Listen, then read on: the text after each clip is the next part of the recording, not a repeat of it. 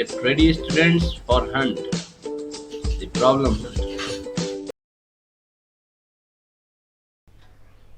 Hello प्यारे बच्चों, स्वागत है आपका हमारे YouTube channel the problem Hunt में। मैं मुकेश कुमार आपके सामने हाजिर हूँ आज केमिस्ट्री की क्लास लेकर। और आज हम लोग पढ़ने वाले हैं क्लास 12 की चैप्टर 2 सॉल्यूशंस। तो चलिए देखते हैं। तो आज की क्लास में हम लोग इस चैप्टर की 3 टॉपिक को कवर करेंगे। पहला है व्हाट इज सॉल्यूशन के बारे में जानेंगे हम लोग बच्चों। उसके बाद हम लोग डिफरेंट टाइप ऑफ सॉल्यूशन को डिस्कस करेंगे और फिर हम लोग देखेंगे expressing the concentration of solution in different units. तो चलिए पहले इसके पहला टॉपिक को हम लोग शुरू करते हैं, सॉल्यूशन। व्हाट इज सॉल्यूशन उसको समझते हैं बच्चों। उसको समझने से पहले मैं चाहता हूँ आप इस क्लासिफिकेशन को थोड़ा सा अपने दिमाग में बैठा लें। ये सॉल्यूशन आया कहाँ से, आप इसको समझ लें। तो देखिए ये मैटर जो है उसको हम लोग डिवाइड किए हैं 2 पार्ट्स में, प्योर सब्सटेंसेस और मिक्सचर के बीच में। मिक्सचर को फर्दर 2 टाइप्स में डिवाइड किया गया है, होमोजेनियस मिक्सचर और हेटेरोजेनियस मिक्सचर के बीच में। और यहाँ पर होमोजेनियस मिक्सचर का ही टाइप जो है एक सॉल्यूशन है। तो अब हम लोग इसका डेफिनेशन को देखेंगे प्यारे बच्चों। तो देखिए इसका डेफिनेशन जो है वो क्या है। Solution are the homogeneous mixture of 2 or more than 2 components. मतलब सॉल्यूशन क्या होता है, 2 या 2 से अधिक कंपोनेंट का होमोजेनियस मिक्सचर होता है। अब मैं चाहता हूं कि आप इस वर्ड को ध्यान से देखिए, होमोजेनियस। इसका मीनिंग आप क्लियरली समझ लीजिए, तभी आप इसको अच्छी तरह से समझ पाएंगे प्यारे बच्चों। होमो मतलब क्या होता है, एक जैसा। तो ऐसा सॉल्यूशन या ऐसा मिक्सचर जिसका क्या हो, कंपोजिशन, मतलब उसमें जो कंपोनेंट्स हैं वो पूरी तरह से एक जैसा हर जगह फैले हुए हो, उस तरह का सॉल्यूशन को, मिक्सचर को हम लोग होमोजेनियस मिक्सचर बोलेंगे। इसको हम लोग एक एग्जांपल से अच्छी तरह से समझ सकते हैं।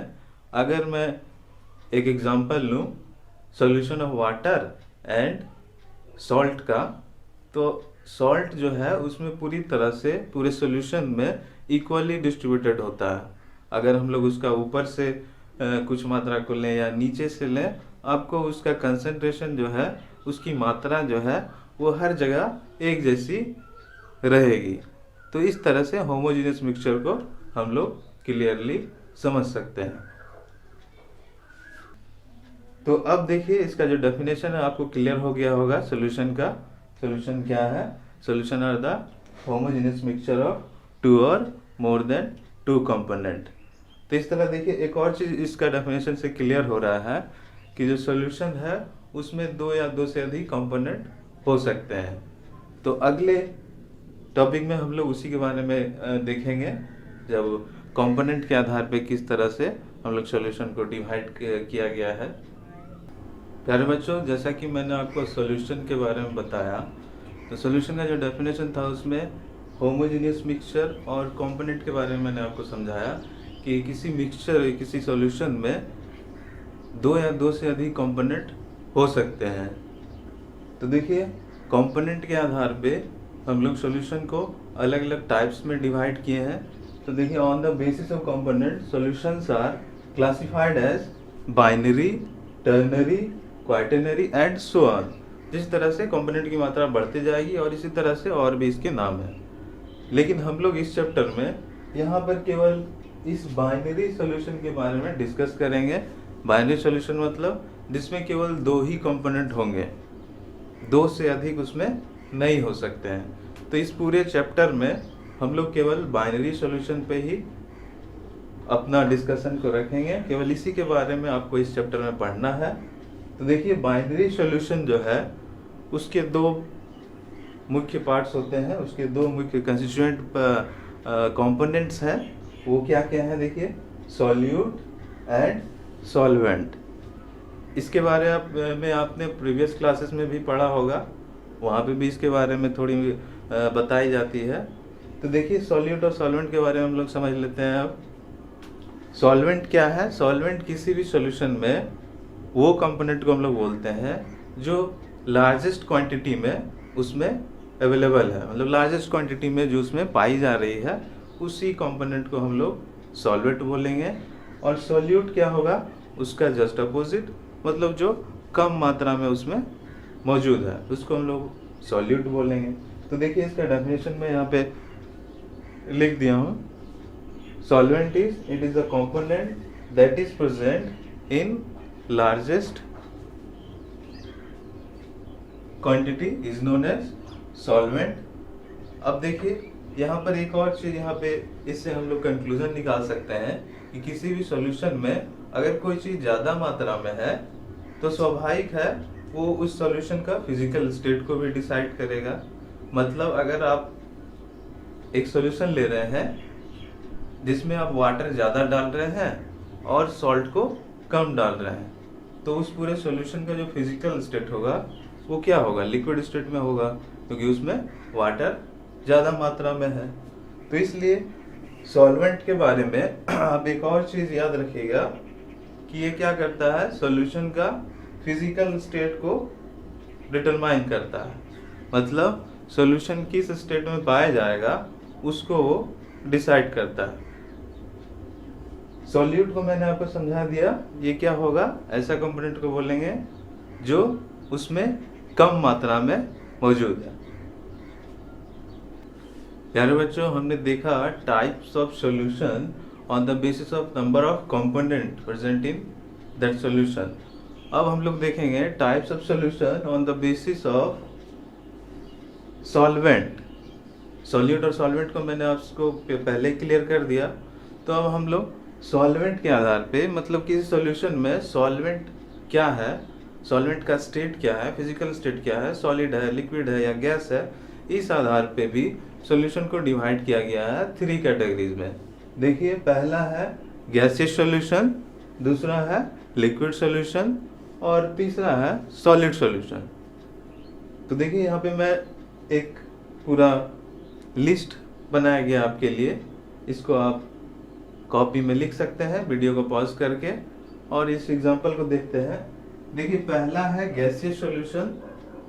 तो देखिए गैसियस सॉल्यूशन जो है, अभी मैंने आपको बताया कि ये जो क्लासिफिकेशन है on the basis of solvent present in solution, इसके आधार पे किया गया है।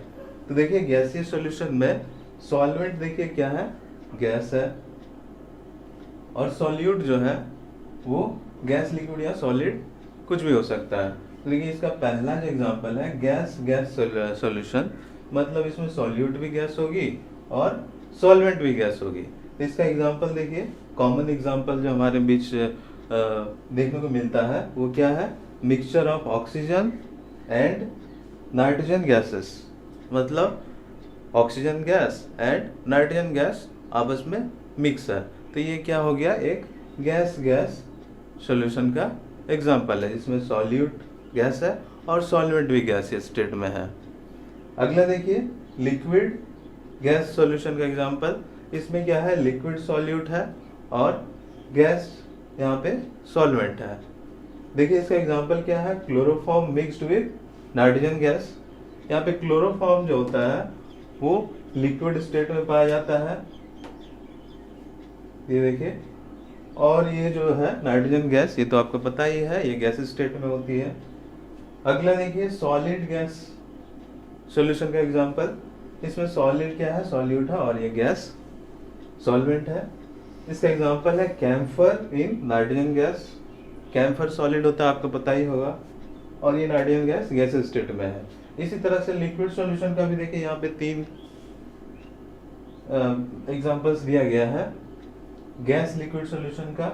इसमें ऑक्सीजन डिसॉल्विंग वाटर, ऑक्सीजन यहाँ पे क्या है बच्चों, ये गैस स्टेट में है, और ये वाटर जो है लिक्विड स्टेट में है, उसमें डिसॉल्व होती है। आपको पता ही होगी किसी भी तरह की वाटर जो होती है, फ्रेश वाटर, उसमें हमेशा ऑक्सीजन कुछ मात्रा में पाई जाती है, और इसी का यूज जो है वाटर लिविंग ऑर्गेनिजम्स करती है।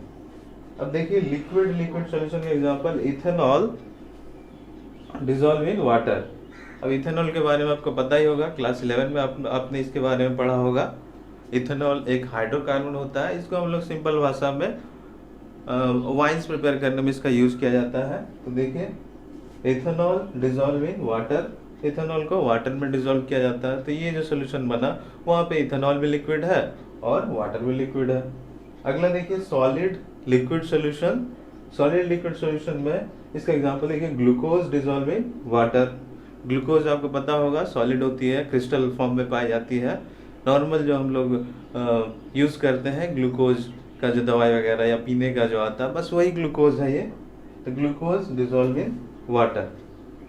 अगला टाइप सॉल्यूशन देखिए सॉलिड सॉल्यूशन। सॉलिड सॉल्यूशन में क्या होगा, आपका सॉल्वेंट जो है वो सारा सॉलिड स्टेट में होगी। इसका देखिए पहला एग्जांपल है गैस सॉलिड का। Solution of hydrogen in palladium. Solution of hydrogen, hydrogen यहाँ पे क्या है, गैस स्टेट में है और पैलेडियम एक मेटल है जो सॉलिड स्टेट में पाई जाती है। अगला देखिए लिक्विड सॉलिड सॉल्यूशन। इसमें इसका एग्जांपल देखिए amalgam of mercury with sodium. यहाँ पे देखिए मरकरी जो है वो लिक्विड स्टेट में पाई जाती है। आपको पता होगा रूम टेम्परेचर पे मरकरी एकमात्र ऐसा मेटल है जो लिक्विड स्टेट में पाई जाती है। तो यहाँ पे ये देख सकते हैं ये लिक्विड है और ये सोडियम जो है आपका मेटल है और ये सॉलिड स्टेट में होती है। सॉलिड सॉलिड सॉल्यूशन का एग्जांपल देखिए copper dissolved in gold. Copper और गोल्ड दोनों ही मेटल है, आप देख सकते हैं, और दोनों ही सॉलिड स्टेट में पाई जाती है। देखिए प्यारे बच्चों अगला है हमारा वॉल्यूम परसेंटेज। तो वॉल्यूम परसेंटेज क्या होता है, देखिए जिस तरह हम लोग मास परसेंटेज में देखा कि सॉल्यूट का जो मास है सॉल्यूशन में वो पूरे सॉल्यूशन का कितना परसेंट है, यही था आपका मास परसेंटेज। और वॉल्यूम परसेंटेज में क्या होगा, किसी भी सॉल्यूशन में पूरे सॉल्यूशन का वॉल्यूम का कितने परसेंट वॉल्यूम जो है वो सॉल्यूट का है, वही होगा इसका वॉल्यूम परसेंटेज। तो देखिए इसका जो डेफिनेशन और जो इसका फार्मूला है वो क्या होगा, volume percentage equal to volume of solute by total volume of solution into 100। अब देखिए इसका यूज जो है, इस तरीके का यूज जो वॉल्यूम परसेंटेज है इसका यूज जनरली जो लिक्विड सॉल्यूशंस होते हैं उनका कंसंट्रेशन को बताने के लिए किया जाता है। जैसे एग्जांपल देखिए 35% volume by volume solution of ethylene glycol is used in car for cooling engine। Cars में इंजन को कूल करने के लिए इथिलीन सॉल्यूशन यूज किया जाता है, इथिलीन ग्लाइकॉल का।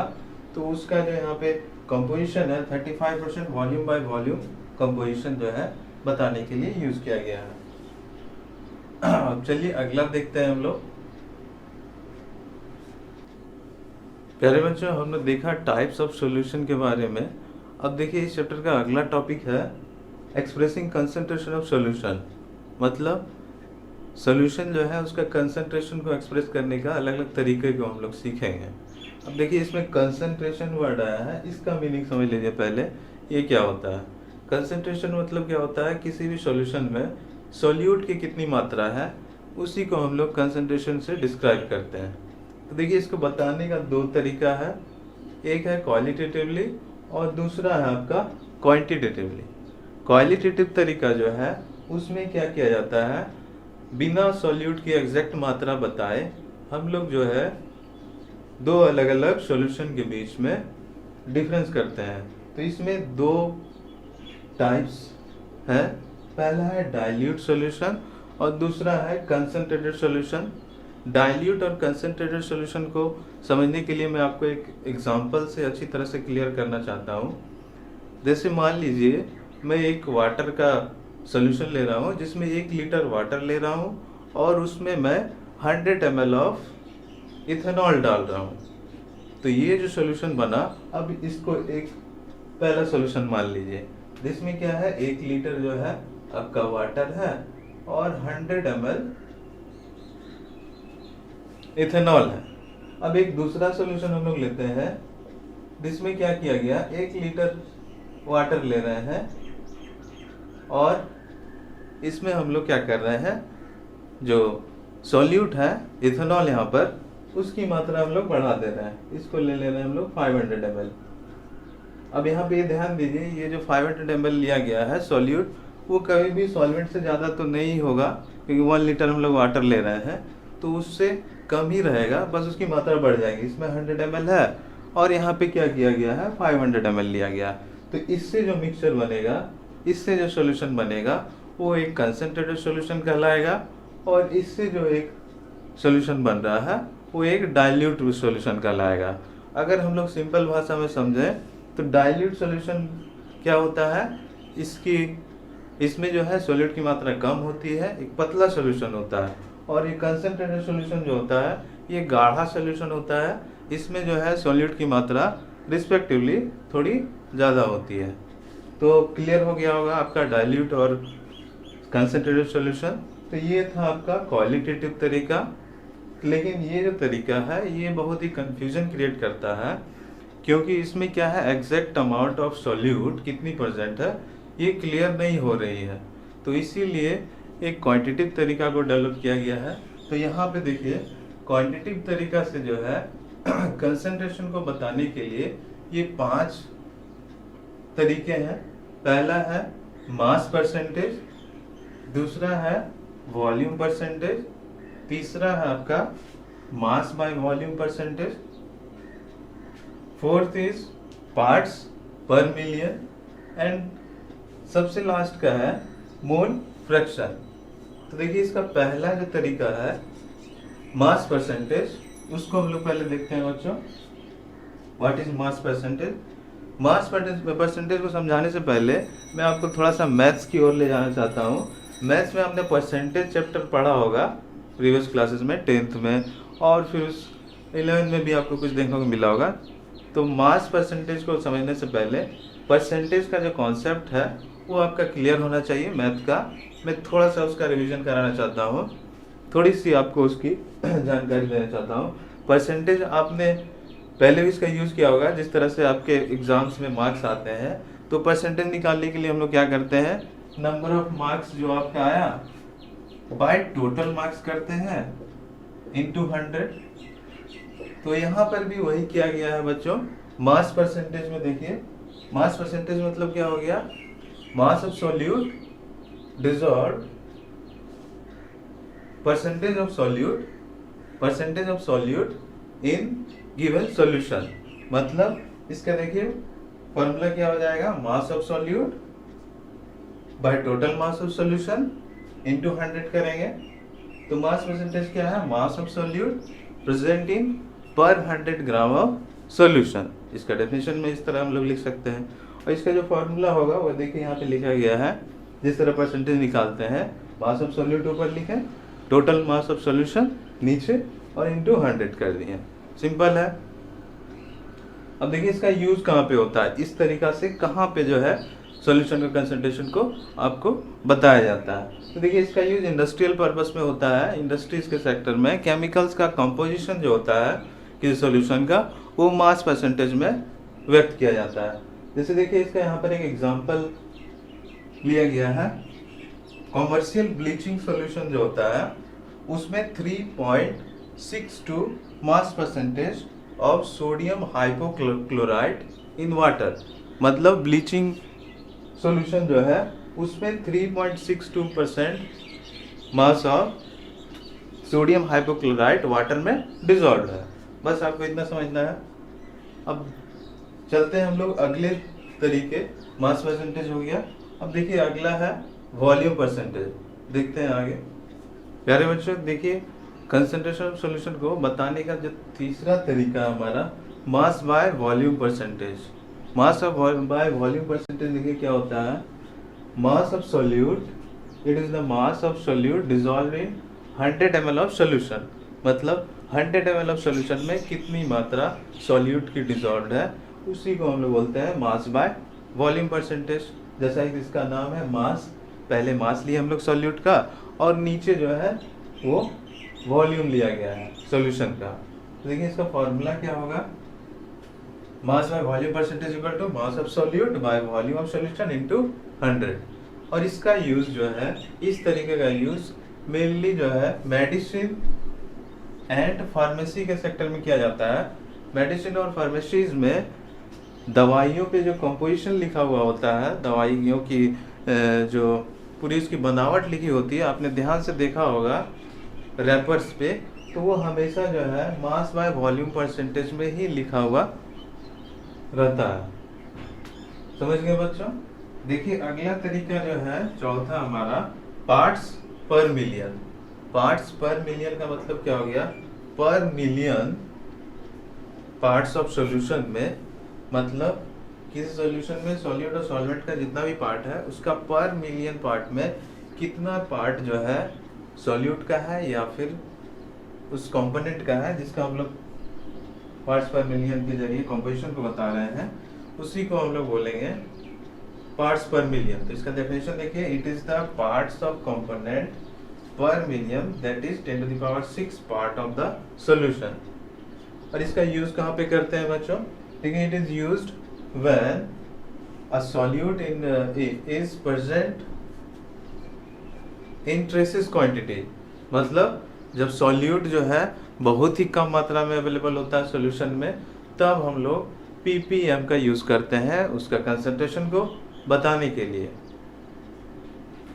तो देखिए इसका फॉर्मूला क्या होगा? ppm equal to number of parts of component या फिर solute by total number of parts of all component into 10 to the power 6 that is 1 million.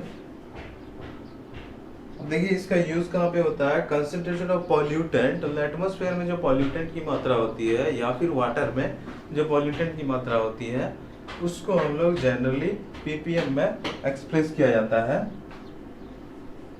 समझ गए बच्चों? चलिए देखते हैं हम लोग इस कंसंट्रेशन ऑफ सॉल्यूशन को बताने का सबसे लास्ट तरीका जो है मोल फ्रैक्शन। देखिए प्यारे बच्चों, अगला हमारा टॉपिक है मोल फ्रैक्शन। मोल फ्रैक्शन क्या होता है? देखिए इसका नाम में ही है फ्रैक्शन। फ्रैक्शन मतलब क्या होता है? रेशियो। तो मोल फ्रैक्शन में एक तरह का रेशियो ही है।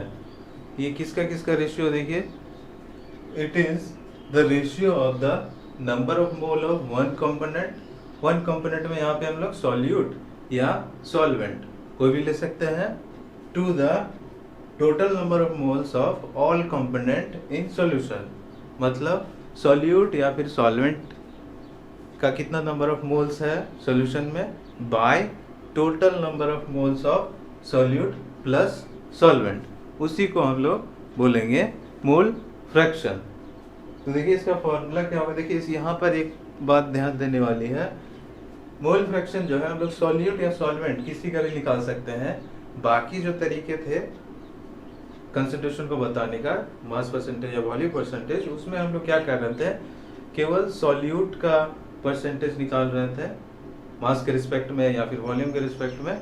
लेकिन ये जो है मोल फ्रैक्शन जो है इसका ये दोनों के लिए निकलता है, सॉल्यूट के लिए भी और सॉल्वेंट के लिए भी।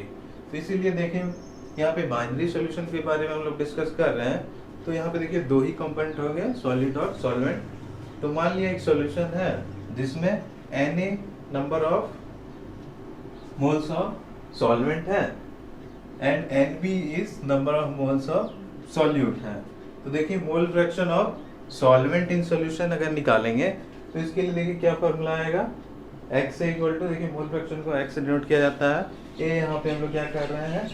a जो है सॉल्वेंट को ले रहे हैं, तो x इक्वल टू क्या हो जाएगा? Na by Na plus Nb हो जाएगा। उसी तरह से मोल फ्रैक्शन ऑफ सॉल्यूट निकालना रहेगा तो यहाँ पे क्या करेंगे? x भी लिखेंगे और ये Nb मतलब number of moles of solute by number of moles of solvent plus solute.